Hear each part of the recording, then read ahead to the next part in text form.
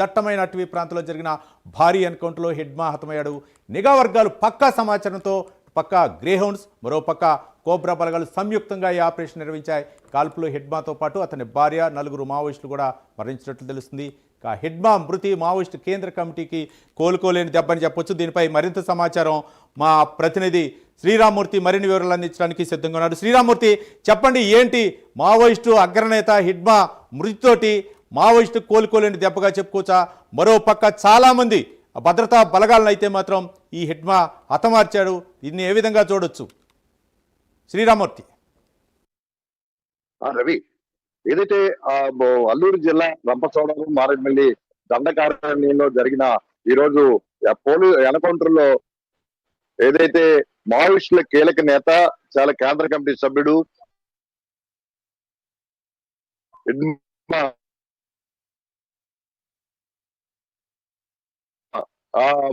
మట్టుబట్టమని ఆమె కూడా ఈ ఎన్కౌంటర్ నలుగురు కూడా ఈ భద్రతా దళాల కాల్పుల్లో మృతి చెందినట్టు ఇప్పటి వరకు ఆ సమాచారం. అధికారికంగా ఇప్పటి వరకు ఈ ఎన్కౌంటర్ లో మృతి చెందినట్టుగా ఇక్కడ పోలీసుల నుంచి కూడా సమాచారం మనకి పూర్తి స్థాయిలో అందిన పరిస్థితి.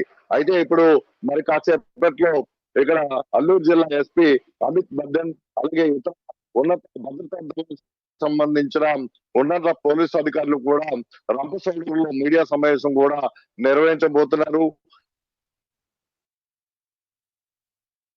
ఈ మీడియా సమావేశంలో వెల్లడించే అవకాశం ఉంది.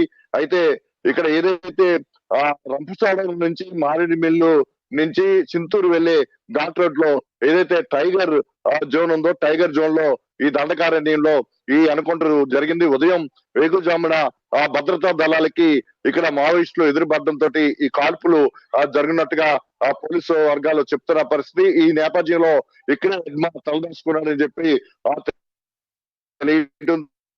తోటి భద్రతా దళాలు మొత్తం మోహరించి హిడ్మాను మట్టుబెట్టిన పరిస్థితి ఉంది.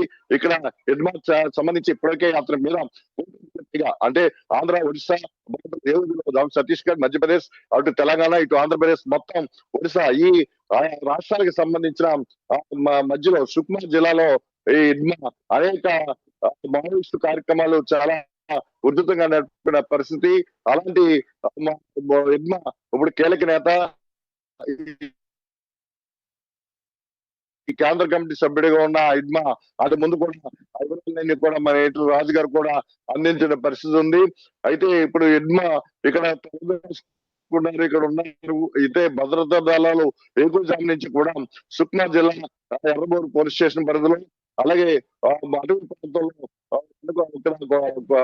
గాలింపు చర్యలు పెట్టారు. ఆపరేషన్ కొనసాగుతూ ఉంది. భద్రతా దళాలు పెద్ద ఎత్తున ఇక్కడ ఈ మావోయిస్టులు ఉనికి ఉందని చెప్పేసి ఆపరేషన్ కొనసాగిస్తున్న నేపథ్యంలో వీరు ఎదుటి పడడంతో హిడ్మాను, అలాగే అతని సతీమణి యామ, అలాగే మరో నలుగురు.